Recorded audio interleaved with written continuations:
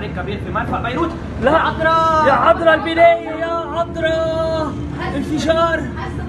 انفجار نووي.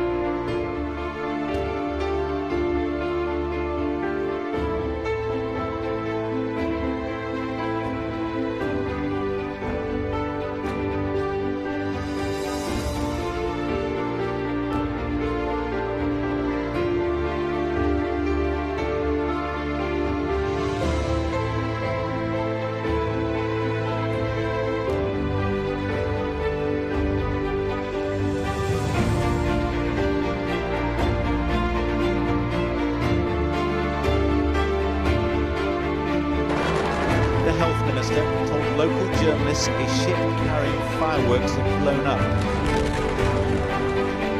The size of the explosion suggests another explanation. Whether this is the result of an accident, an act of terror, or an act of war is not immediately clear. The Lebanese capital is home to Hezbollah, an Iranian-backed militant group that is the sworn enemy of America and neighbouring Israel to the south.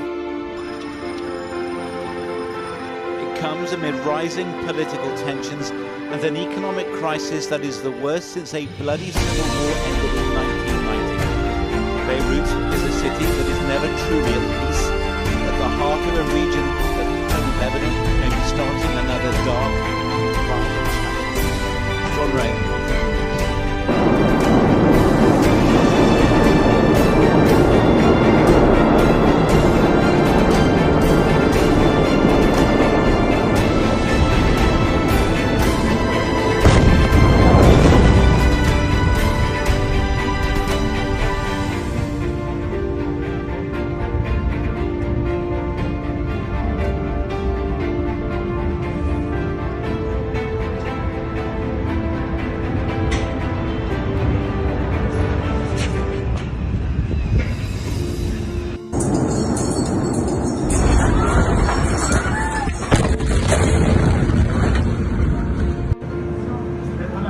اندلاع حريق كبير في مرفأ بيروت.